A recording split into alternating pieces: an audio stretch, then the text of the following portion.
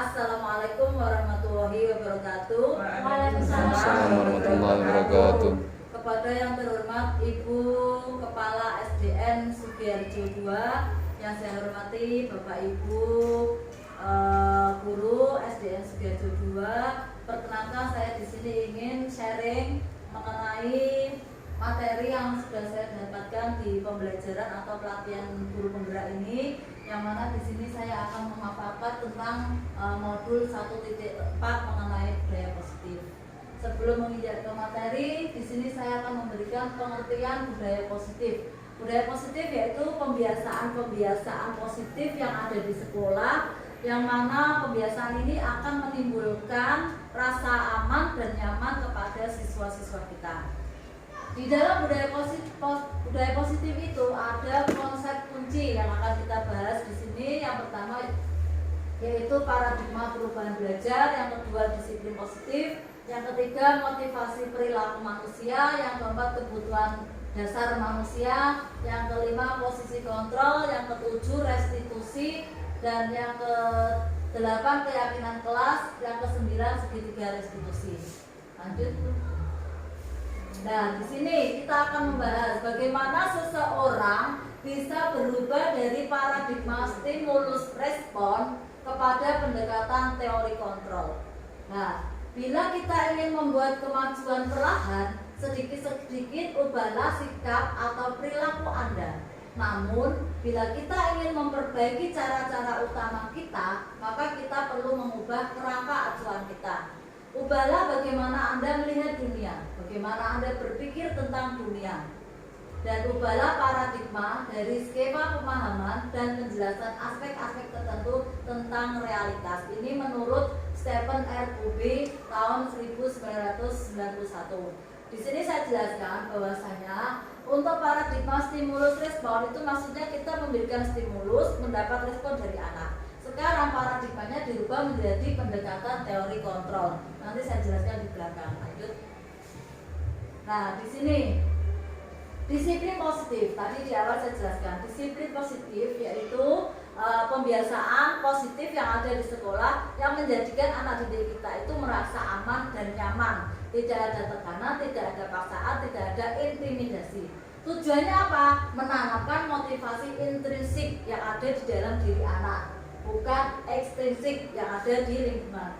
Motivasi intrinsik ini pada murid kita untuk menjadi orang yang mereka inginkan dan menghargai diri sendiri dengan nilai-nilai yang mereka percaya, yang tertuang di dalam nilai-nilai kebajikan yang sudah diakui secara universal. Nilai-nilai kebajikan itu diantaranya ada tanggung jawab, rasa disiplin, rasa kepatuhan. Itu harus tertanam di diri anak tanpa kita itu memberikan kamu harus begini, harus muncul dalam diri anak itu sendiri. Kita nggak bisa mengontrol anak, mengarahkan anak mengikuti kemauan kita. Mungkin anak-anak berpikir, kenapa sih saya harus berangkat pagi, kenapa saya harus mengikuti upacara bendera. Kalau tertanam di diri anak bahwa saya tidak boleh terlambat, itu kan muncul terhadap diri anak. Kita jelaskan, kamu berangkatnya tidak boleh terlambat supaya nanti kamu bisa mengikuti upacara bendera. Kamu harus mengikuti upacara bendera, itu tujuannya untuk apa? Kita jelaskan. Kita berikan pemahaman kepada anak, bukan kita paksa. Oke, lanjut Bu. Nah, tadi dijelaskan ada kebutuhan dasar manusia. Setiap manusia pasti memiliki kebutuhan dasar. Di sini ada 5. Yang pertama bertahan hidup, otomatis. Caranya bagaimana? Dengan kita makan, minum, berolahraga untuk mempertahankan hidup kita. Yang kedua, butuh kasih sayang dan rasa diterima. Setiap manusia itu butuh disayang, butuh diterima di suatu kelompok. Nah, mungkin kalau misalnya kita dikucilkan, otomatis anak juga minder.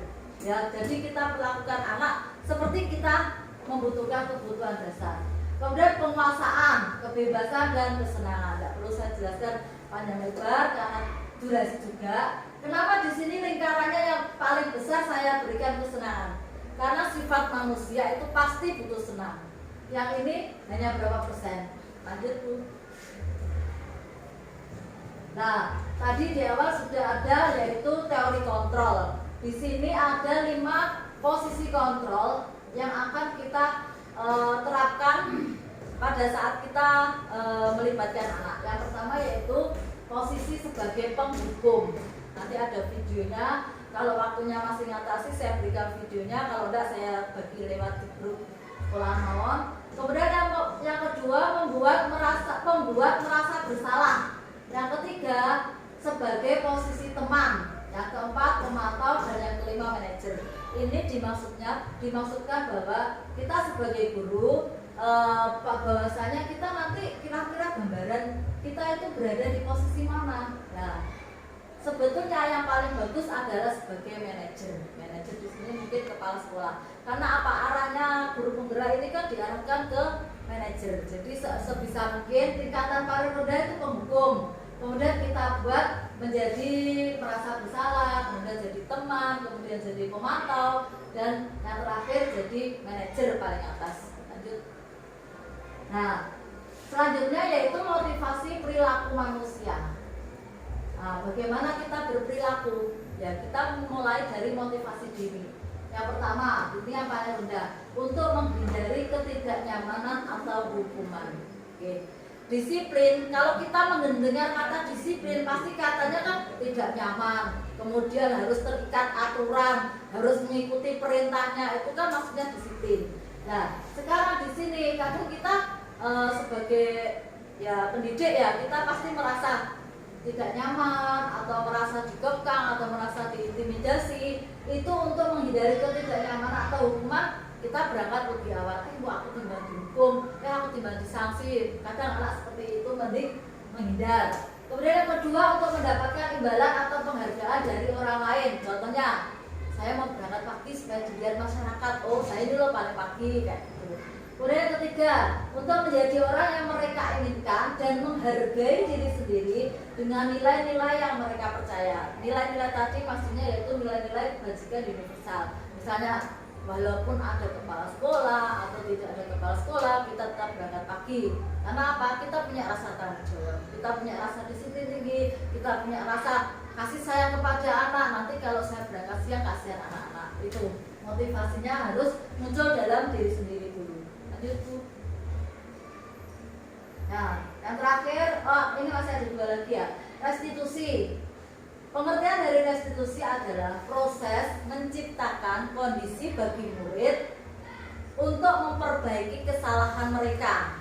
Kemudian sehingga mereka bisa kembali pada kelompok mereka dengan karakter yang lebih kuat. Ini menurut dosen tahun 2004. Di mana restitusi ini ada beberapa poin ya, cuma di sini saya hanya ambil sampelnya 3. Yang pertama yaitu restitusi bukan untuk menebus kesalahan, tetapi untuk belajar dari kesalahan. Kemarin saya sudah sempat membuat video anak yang terlambat dan anak yang sering ketinggalan buku. Itu kita menunjukkan kesalahannya, kemudian nanti kita perbaiki dan kita berikan solusinya. Solusinya bagaimana? Anak kita tawari, kita beri tawaran. Kalau kamu ketinggalan lagi, kamu punya solusi apa? Kalau kamu terlambat lagi, kamu punya solusi apa? Jadi anak mengerti, oh saya itu salah. Saya harus memecahkan masalah saya sendiri. Saya harus mempunyai solusi sendiri. Kemudian yang kedua, restitusi adalah tawaran, bukan paksaan. Tawaran itu gimana? Tawarannya, sekarang gini aja, kita punya konsekuen. Kalau kamu punya ketinggalan, kamu punya solusi apa? Oh pulang Bu, atau nanti malam saya siapkan Bu, seperti itu. Kemudian yang ketiga, restitusi fokus pada karakter atau solusi, bukan pada tindakan. Jadi kita bentuk karakter anak, kita minta solusinya, kemudian bukan tindakannya, bukan ditunjukkan kamu salah, berarti kamu harus seperti ini, enggak seperti itu. Lanjut. Nah ini dari budaya positif tadi, kita bentuk keyakinan kelas. Kalau dulu kita sebut kesepakatan kelas, kalau sekarang kita namakan keyakinan kelas. Karena apa? Mengapa keyakinan kelas? Mengapa tidak peraturan kelas? Jawabannya, karena seseorang akan lebih tergerak untuk menjalankan keyakinannya, keyakinan yang ada pada dirinya, daripada hanya sekedar mengikuti serangkaian peraturan tertulis tanpa makna. Maksudnya peraturan tertulis ini apa? Tata tertib. Kadang anak diberikan tata tertib, tapi saya nggak tahu maksudnya itu disuruh apa. Saya mengikuti terus. Tapi kalau kita buat keyakinan, kita buat kesepakatan, anak-anak sebelum kita mulai pembelajaran hari ini, kita buat kesepakatan ya, nggak boleh rame, nggak boleh makan, nggak boleh ngobrol. Itu kesepakatan kelas yang disepakati bersama. Lanjut Bu. Nah, ini segitiga restitusi. Ada 3 tahapan segitiga restitusi. Yang pertama yaitu menstabilkan identitas. Menstabilkan identitas ini apa? Yaitu menunjukkan bahwa kamu ini salah, kamu ini terlambat, kamu tidak bawa buku. Itu namanya menstabilkan identitas. Yang kedua, validasi tindakan yang salah. Oke, kamu salah. Sekarang kalau kamu tahu salah, kamu punya solusi apa? Nah, setelah kita tunjukkan solusinya, baru menanyakan keyakinan. Menanyakan keyakinan gini, coba kamu ingat nggak di awal kan kita membuat keyakinan kelas. Kira-kira salah satu yang kamu ingat apa? Anak kan ingat, oh iya dulu kita buat keyakinan nggak boleh terlambat, nggak boleh bukunya tertinggal. Itu menanyakan keyakinan. Lanjut Bu. Nah, refleksi terakhir. Mohon maaf Ibu-ibu, di sini saya bukan termasuk menggurui, saya juga belajar, saya juga sharing. Kalau misalnya ada yang kurang berkenan, kita bahas bersama. Kemudian nanti kita sharing bersama. Di sini saya tidak membuka cermin tanya jawab. Kalau misalnya ada sesuatu yang kurang pas atau perlu ditanyakan, nanti kita secara non formal bisa menemui saya, atau kalau nanti ada pendamping saya di sini boleh ditanyakan, monggo silakan. Refleksi hari ini yaitu guru hebat adalah guru yang berani melakukan perubahan untuk tujuan yang mulia. Tujuannya apa untuk anak didik kita? Mungkin itu yang bisa saya sampaikan. Terima kasih atas waktunya. Mungkin kita bisa ketemu lagi di lain kesempatan, di lain waktu dengan materi yang berbeda. Terima kasih. Salam bahagia, tergerak, bergerak, menggerakkan. Terima kasih. Wassalamualaikum warahmatullahi wabarakatuh. Untuk videonya nanti saya share di sini atau di WA. Masih ngatasi Pak waktunya? Masih 12 menit. Oh iya, nggak apa-apa. Kita lihat ya, ini ada video 5 posisi kontrol. Nanti kira-kira kita itu sebagai apa posisi kontrol ini? Monggo menyimak videonya.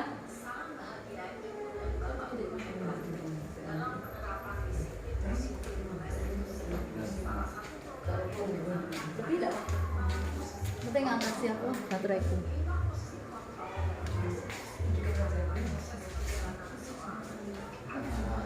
Kurang baterai.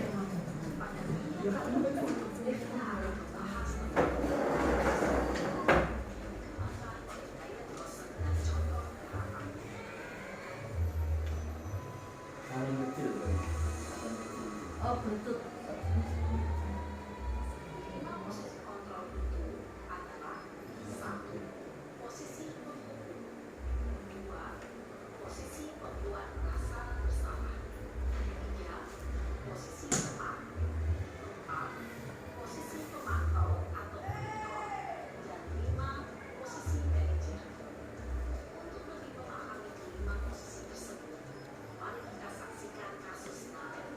Dari sini nanti kita bedakan ya posisi kontrol yang penghukum seperti apa, yang teman seperti apa, manajer, kemudian pemantau, kemudian sebagai pembuat merasa bersalah.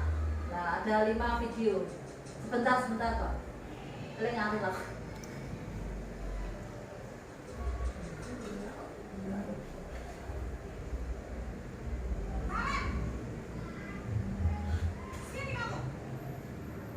Ini tadi yang pertama buaya, posisi penghukum.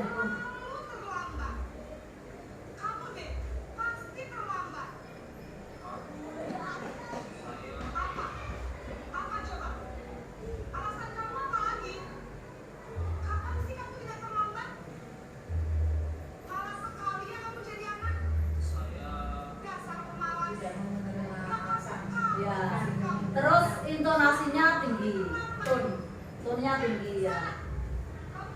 Nanti dibedakan yang pemantau, yang teman.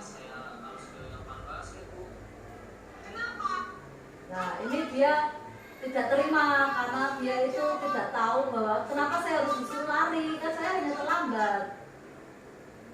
Sekarang keliling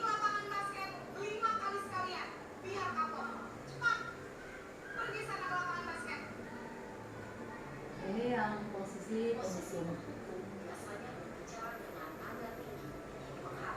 Menunjuk-nunjuk.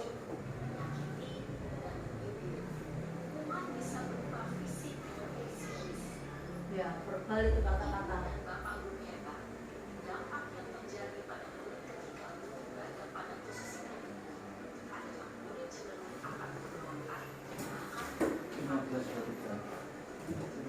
Kau apa?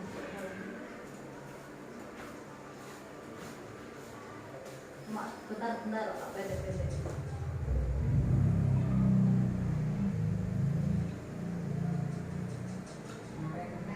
Iya. Memang ini dua. Oke, tarik lagi.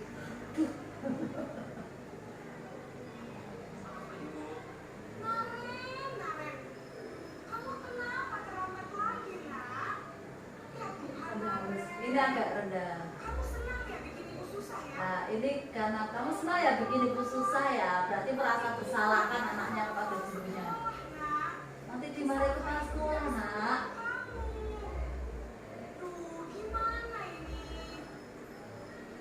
Seolah-olah ditunjukkan kamu itu bersalah.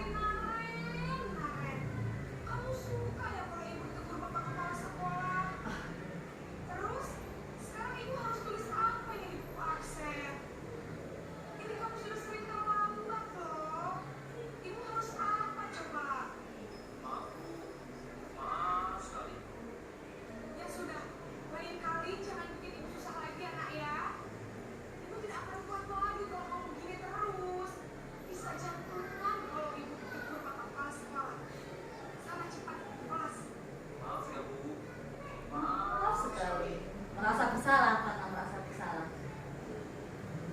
Kasihan merasa bersalah. Berbicara dengan nada tenang, cenderung lembut, namun kata-kata yang diutarakan membuat merasa bersalah. Merasa tidak berharga dan tidak sama dengan orang lain. Ketika merasa bersalah,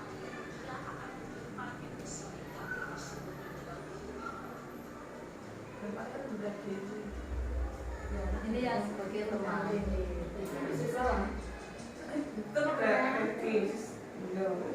Ya, setiap kontrol ada plus minusnya.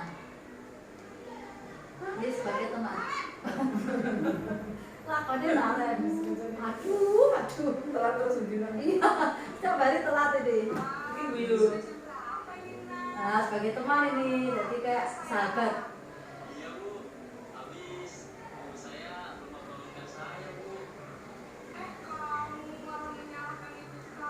Bisa senyum dikit ya, tadi nggak bisa senyum gurunya. Iya Bu, saya memang terlambat bangun tadi, jadi biar saya lagi kencang, tetap nggak kejar Bu. Ya sudah salah, nanti lain kali larinya lebih kencang lagi ya, biar gak terlambat lagi. Bikin Harus. demi ibu, bisa kan? Bisa lah Bu. Ya sudah sana masuk kelas, ibu beresin urusan absen kamu. Kamu ini ada Like sama tuh gurunya. Dalam posisi teman, guru berbicara dengan nada suara ramah, akrab, cenderung bersegan guru untuk menjaga suasana tetap santai. Murid akan merasa senang, aman, dan akrab dengan guru. Identitas yang terciptakan dengan identitas sukses atau bikin sesuai kalau ada yang Karena ini masih dolan eksternal, karena gurunya. Jaga no, istilahnya jaga.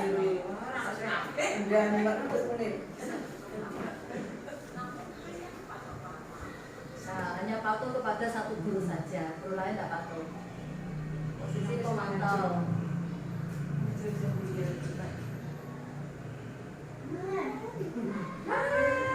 Halus ini halus. Nah, Ren, Pemantau, ini sebagai pemantau, punya datanya. Naren, apa peraturan sekolah kita tentang jam berapa kita harus masuk sekolah, Nak? Kita harus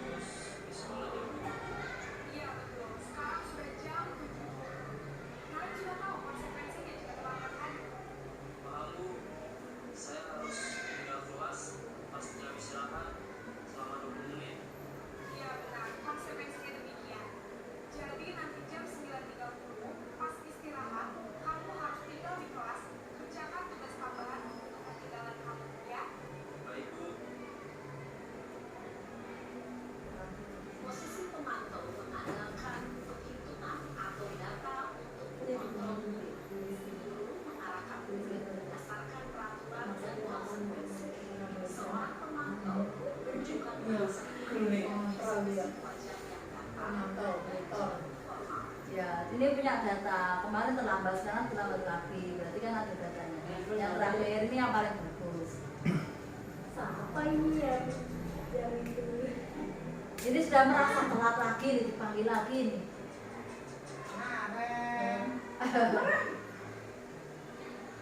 Yo, semono.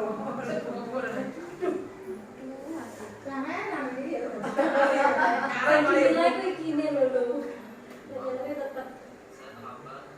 Ya, sekolah masuknya jam 7, sekarang sudah jam 7.20. Jadi sekarang bagaimana ya, Karen? Nah, kita berikan solusi ke anak. Saya semalam Baiklah, menurut kamu, keyakinan sekolah yang mana yang terpenting?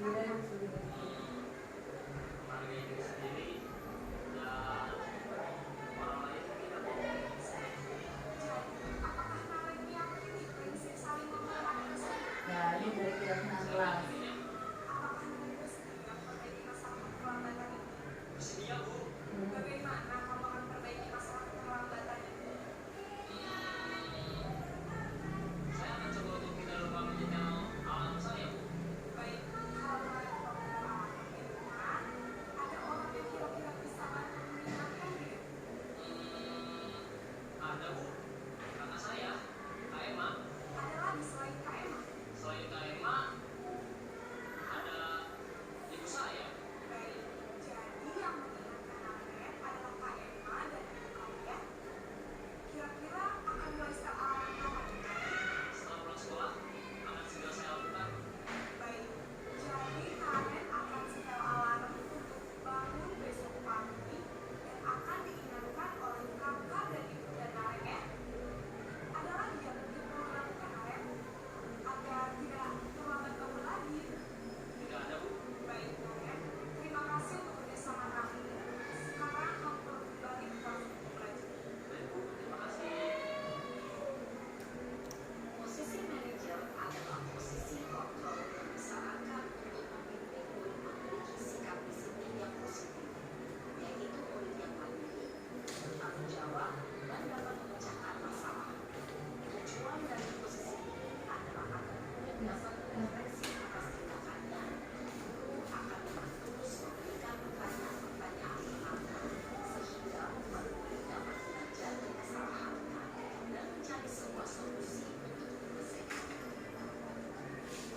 Ibu dan bapak guru hebat, setelah mengamati adegan kelima posisi kontrol tadi, kira-kira posisi mana yang paling ideal? Si mana bumi semana. Manajer mau sing takok sing bisa Sampean itu masuk posisi mana? Tentu posisi Bisa. Untuk posisi manajer, kita berusaha sebisa mungkin memposisikan sebagai manajer, walaupun kita hanya seorang guru. Kalau pas dulu kita kita sudah punya manajer. Ya. perjalanan Guru dapat menerapkan disiplin positif yang berpihak pada murid. posisi sebagai manajer. Namun, tujuan kita pasti Kontrol, monitor. tiap hari Dan dan bertanggung bertanggung jawab. Semoga penggambaran 5 posisi kontrol yang telah diperlihatkan ini dapat menjadi ajang refleksi bagi kita semua agar dapat terus mengasah dan mengembangkan disiplin positif yang memerdekakan murid. Mari terus berlatih dan bersemangat. Selamat menerapkan. Salam dan bahagia Ibu dan Bapak Guru.